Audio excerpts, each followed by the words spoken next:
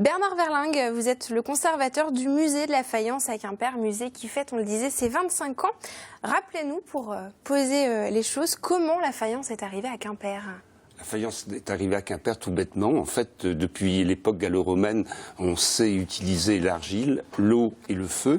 Ces trois éléments sont présents dans le quartier de Locmaria. C'est la raison pour laquelle on y a fait de la faïence. Donc Quimper est devenu terre de faïence. Voilà, tout à fait. Dans le quartier de Locmaria, vous le disiez, qu'aujourd'hui, le quartier symbolique qui attire tous les touristes. C'est le centre de Quimper, c'est là où Quimper est né. Qu'est-ce qui caractérise la faïence de Quimper par rapport à la faïence italienne, portugaise ou encore anglaise ou même à d'autres grandes faïences françaises, celle de Nevers ou de Pornic par exemple?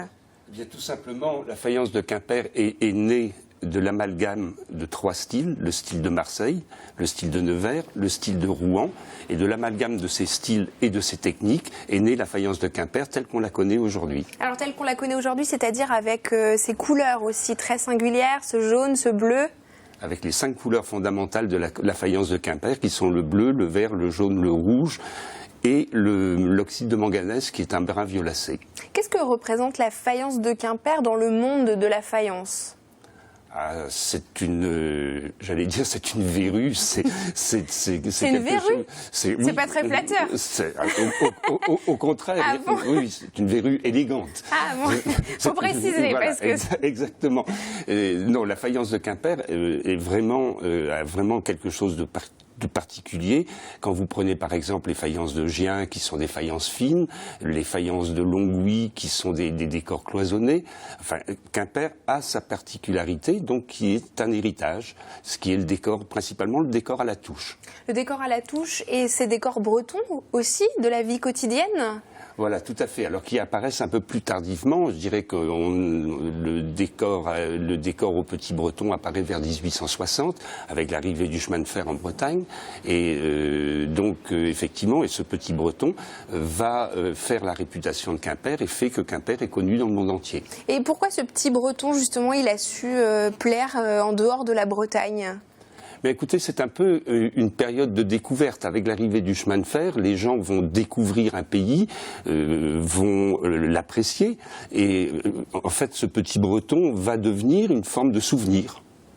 Quelles sont les grandes phases historiques de la faïence? Elle n'a pas toujours été celle qu'on connaît aujourd'hui?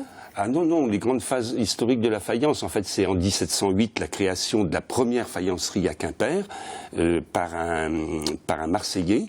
Donc on va avoir le style Marseille. Ensuite, en 1737, ce Marseillais va marier sa fille à un Nivernais.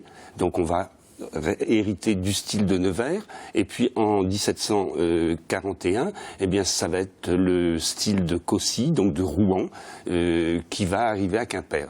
Et cet amalgame va se faire à ce moment-là. C'est aussi un véritable support de communication. Vous avez notamment au musée une série autour de la guerre. Oui, tout à fait. En fait, si vous voulez, la faïence de Quimper est quelque chose qui est très populaire et donc qui va se trouver lié ou mêlé à tous les événements qui peuvent arriver. Alors, par exemple, on a effectivement la Première Guerre mondiale avec des assiettes qui ont été faites pour le cercle du soldat du 6e arrondissement de Paris, des assiettes qui vont être vendues pour venir en aide aux soldats les plus défavorisés. Et puis, pendant la dernière guerre mondiale, on va avoir une série d'assiettes qui est assez surprenante, et ce sont des choses qui ont été faites, en fait, spontanément et le jour même. Alors, vous parliez du Petit Breton, le petit bol breton, qui est un petit peu indissociable de la faïence de Quimper. Qu'est-ce qui fait qu'il est si caractéristique et si moderne aussi, et si intemporel ? Alors ça, c'est une question à laquelle je ne peux pas répondre. Je pense que c'est un engouement qu'il y a eu de la part des gens et ce succès est né... Il est apparu quand, ce petit bol breton? Il est apparu vers 1936. Et tout de suite, ça a été un succès? Visiblement, oui. Oui, ce bol prénom est devenu le souvenir favori de tous les, je dirais, de tous les visiteurs de la Bretagne. La faïence a un savoir-faire fragile qui existe depuis 3 siècles, mais qui continue d'avancer, de se moderniser.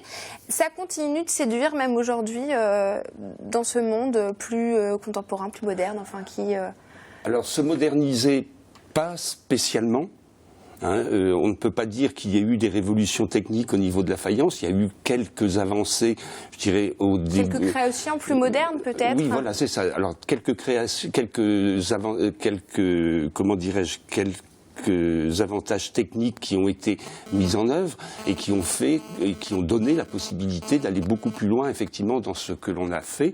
Et c'est ainsi qu'on va avoir, sur le XXe siècle, en fait, à partir de 1920 à peu près, on aura 260 artistes qui vont venir travailler à Quimper. 260 artistes. Je ne connais pas un centre industriel français qui puisse en mettre autant en avant.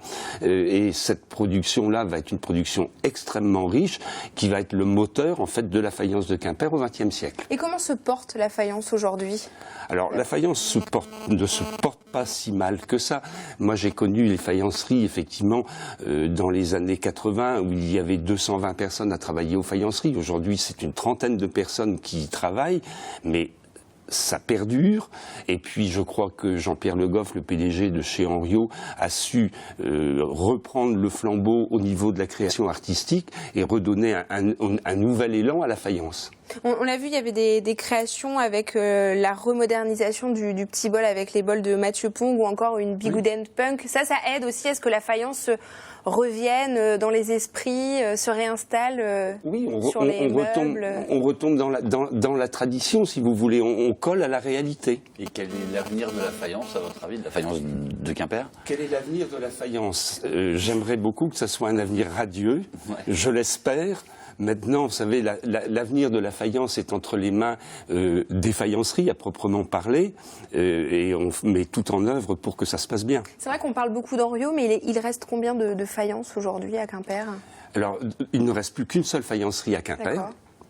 Il ne reste plus qu'une seule faïencerie à Quimper, et je vous dis, ça fait à peu près une trentaine de personnes qui sont employées. Dans le musée, vous avez combien de pièces ?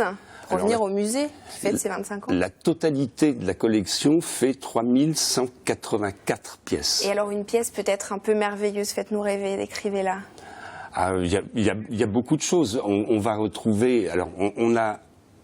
de tout, je dirais, sur ces pièces-là couvrent la totalité, pratiquement la totalité de la production. Peut-être pas 3 siècles, mais on va retrouver des pièces qui sont des pièces très anciennes, qui vont attester justement de cette authenticité de la faïence de Quimper. Et puis on va retrouver des créations très modernes, des choses beaucoup plus surprenantes.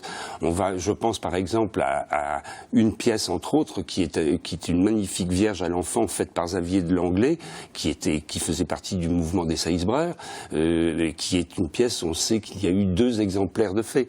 Et vous en avez une au musée. Et on en a une au musée. Quel lien vous avez avec la faïence ? Qu'est-ce qui vous attire tant dans cet élément ? Alors écoutez, c'est extrêmement simple. Dans ma famille, un ancêtre a commencé à faire de la faïence en 1771. Et en fait, on ne s'est jamais arrêté. Et vous continuez ? Et je continue. Vous faites de la faïence vous-même ? Je suis céramiste de métier. D'accord, donc vous peignez, vous fabriquez, vous moulez ? Je fabrique plutôt. Vous fabriquez Je fabrique plutôt, mais vous ne peignez pas Non, par contre, ce que je fais, c'est que je mets mes connaissances au service d'artistes, puisque au niveau du musée, nous avons un atelier où nous accueillons régulièrement des artistes. Le patrimoine breton ne pourrait pas se passer de la faïence, elle est devenue symbolique maintenant ? Ah, c'est une certitude. C'est vraiment une certitude, oui, bien sûr. Et les gens le découvrent tous les jours en visitant le musée de la faïence. Merci beaucoup Bernard Verlingue d'être venu sur notre plateau nous faire partager votre savoir et votre passion sur la faïence. On retrouve toutes les informations sur le musée de la faïence sur notre site www.tbo.bz.